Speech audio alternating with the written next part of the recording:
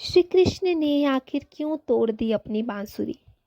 जब भगवान विष्णु ने कंस के वध के लिए श्री कृष्ण का अवतार लिया, उसी दौरान उनके प्रेम के रूप में राधा रानी का जन्म वृंदावन में हुआ। आपको जानकर हैरानी होगी कि कई ग्रंथ में लिखा गया है कि जन्म के कई साल तक राधा रानी कुछ भी नहीं देख सकती थी, क्योंकि जन्म से पहले ही राधा रानी ने तय कर लिया था कि पृथ्वी लोक पर सबसे पहले वह कृष्ण जी का मुख ही देखेंगी। श्री कृष्ण और राधा रानी का जो प्रेम था, ये 8 साल की उम्र से ही था। जहाँ गोपियाँ श्री कृष्ण की बांसुरी की धुन पर नृत्य करती, वहीं राधा श्री कृष्ण की बांसुरी में खोई हुई उनके पास बैठ जाती।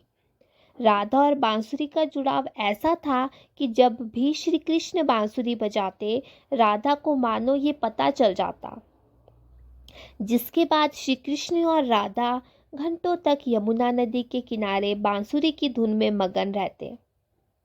जब श्री कृष्ण बड़े हुए तो उनके आसपास लोगों की जिंदगी काफ़ी तेजी से बदली, खासकर राधा की। श्री कृष्ण की, क्योंकि वो समय आ गया था जिसकी वजह से कृष्ण ने पृथ्वीलोक पर जन्म लिया था। अपने मामा के बुलाने पर श्री कृष्ण को वृंदावन छोड़कर मथुरा जाना पड़ा। मथुरा जाने से पहले ही श्री कृष्ण ने आखिरी बार राधा जी को भेंट की थी और कृष्ण और राधा इस समय काफ़ी उदास थे। राधा माँ ये बात जानती थी कि कृष्ण के मथुरा जाने के बाद श्री कृष्ण का वापस वृंदावन आना मुश्किल होगा, इसलिए काफ़ी समय तक इन दोनों के बीच खामोशी रही और अंत में राधा ने कृष्ण से 2 वचन लिए। पहला वचन कि राधा के दिल में हमेशा ही श्री कृष्ण रहेंगे, और दूसरे वचन में राधा ने श्री कृष्ण से कहा कि मेरे अंत समय में आप मुझे दर्शन देंगे। श्री कृष्ण के राधा के दुखों को समझते थे और वो भी जानते थे कि राधा शायद उनके वियोग को सहन नहीं कर पाएगी, इसलिए श्री कृष्ण ने राधा से एक वचन लिया कि मेरे जाने के बाद राधा, तुम मेरे वियोग में कभी आंसू नहीं बहाओगी। जिसके बाद श्री कृष्ण अपने भाई बलराम के साथ मथुरा पहुंचते हैं और अपने कर्मों के अनुसार अपने मामा कंस का वध करके मथुरा के जेल में अपने माता पिता देवकी और वासुदेव को मुक्त कराते हैं। जब श्री कृष्ण को पता चला कि जरासंध मथुरा पर आक्रमण करने वाला है, तो उन्होंने अपने भाई बलराम के साथ एक सेना तैयार की और जरासंध को युद्ध में बुरी तरह हराया। लेकिन अब मथुरा पर काफ़ी आक्रमण होने लगे थे, इसलिए श्री कृष्ण ने यादवों की रक्षा के लिए समुद्र के किनारे एक राज्य का निर्माण किया, जिसके चारों ओर एक बहुत बड़ी दीवार थी, जिसमें बहुत से दरवाजे थे और आगे इसी राज्य का नाम द्वारिका नाम पड़ा। श्री कृष्ण ने द्वारिका में तकरीबन 36 साल तक शासन किया, इसीलिए श्री कृष्ण को द्वारिकाधीश भी कहा जाता है। द्वारिका में रहकर श्री कृष्ण ने रुक्मिणी और सत्यभामा से भी विवाह किया। श्री कृष्ण अपने जीवन में भले ही व्यस्त थे, लेकिन उन्होंने कभी भी राधा रानी को नहीं भुलाया था। कई बार तो उनकी पत्नियां भी श्री कृष्ण के राधा से प्रेम को देखकर काफ़ी जला करती थी, क्योंकि श्री कृष्ण जागते सोते कृष्ण राधे नाम जपा करते थे, मानो राधा और श्री कृष्ण का प्रेम ही श्री कृष्ण के लिए कोई शक्ति हो। वैसे कुछ कथाओं में लिखा गया है कि खुद ब्रह्मा जी ने आकर बचपन में ही राधा रानी और कृष्ण का विवाह कराया। राधा रानी का विवाह यादव पुत्र अभिमन्यु से कर दिया गया था।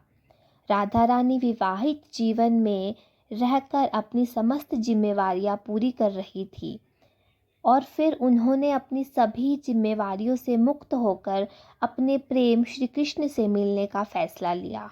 जब राधा रानी श्री कृष्ण से मिलने द्वारिका पहुंची तो काफ़ी समय तक दोनों ने एक साथ समय व्यतीत किया, लेकिन श्री कृष्ण अपने कार्यों में इतने व्यस्त रहते थे कि एक महल में रहने के बावजूद भी वो राधा रानी को समय नहीं दे पाते थे। राधा रानी को हमेशा डर सताया रहता था कि कहीं उनके और श्री कृष्ण के प्रेम के कारण उनकी पत्नी रुक्मणी और सत्यभामा को मिलने वाला प्रेम श्री कृष्ण का कम ना हो जाए।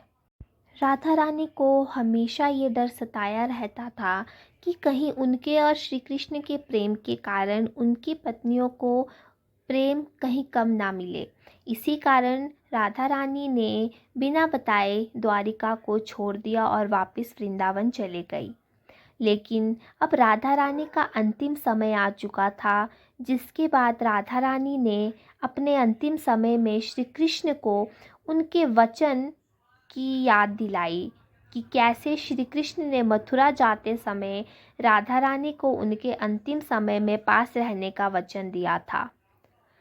जैसे ही श्री कृष्ण को राधा रानी के अंतिम समय का आभास हुआ, वो तुरंत ही राधा रानी के पास पहुँचे।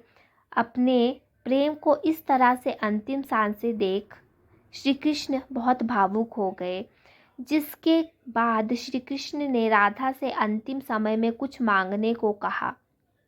राधा रानी ने पहले तो श्री कृष्ण से कुछ नहीं मांगा, लेकिन जब श्री कृष्ण ने जोर दिया तो राधा रानी ने कहा कि मेरी बस एक इच्छा है कि मुझे मेरे अंतिम समय में आपके साथ वैसे ही पल बिताने हैं जैसे हम वृंदावन में एक ही साथ बांसुरी की धुन में समय बिताते थे।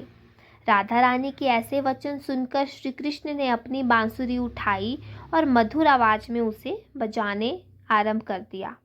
बांसुरी बजने के दौरान श्री कृष्ण और राधा लगातार एक दूसरे को देख रहे थे। दोनों की आंखों में एक दूसरे के प्रेम के कारण आंसू थे। इसी तरह वृंदावन की पुरानी यादों में और श्री कृष्ण की बाहों में राधा जी ने अपनी अंतिम सांसें ली।